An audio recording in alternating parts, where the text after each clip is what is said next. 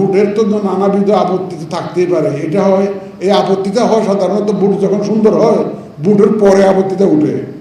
আমি একজনকেও শুনি নাই যে ভোট দিতে পারেন নাই। সিনসিয়ারলি স্পিকিং, আমি জাতির কাছে যে ওয়াদা করেছিলাম সেই ওয়াদা পালন করতে পেরেছি। আপনারা যে আমার কাছে যে ওয়াদা করেছিলেন সেই ওয়াদা আপনারা পালন করতে পেরেছেন।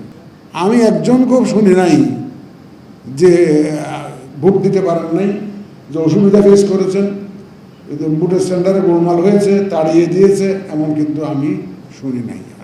সত্যিকার সিনসিয়ারলি স্পিকিং আমি এখন কিন্তু শুনি নাই। Everybody shed yes.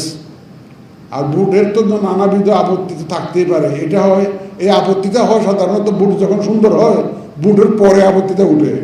এটা আমাদের ইতিহাস, আমাদের কালচার। তাই অতীতেও আমরা দেখেছি, 91-তে দেখেছি, 96-তে দেখেছি, সূক্ষ্ম কারচুপি, অমুক টমুক এগুলো হয়েছে। এই আপত্তিগুলো উঠে ভোট হয়ে যাওয়ার পরে, যখন একটা সুন্দর ভোট হয়ে যায়, আপত্তিগুলো উঠে ভোট হয়ে যাওয়ার পরে।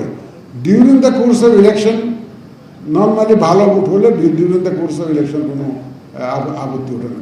আমি ব্যাংককে ছিলাম, recently there was election in Bangkok, very recently, আমাদের বোধহয় 2-4 দিন আগে হয়েছে। 41টা কনস্টিটিউয়েন্সিতে ওরা বলছে যে না, ওই যে ভোটের গণার মধ্যে গোলমাল হয়েছে, ভোট কাউন্টিংয়ে গোলমাল হয়েছে।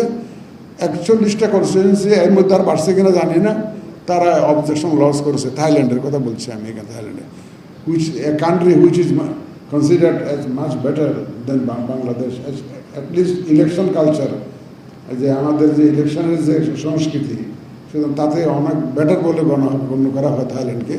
কিন্তু তাদেরও দেখলাম যে এই ধরনের আপত্তি, after the election was over, তারা এই ধরনের আপত্তি করছে।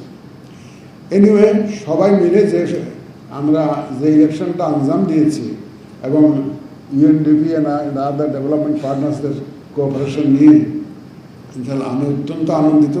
কারণ আমি আনন্দিত এই কারণে, আমি জাতির কাছে যে ওয়াদা করেছিলাম সেই ওয়াদা পালন করতে পেরেছি।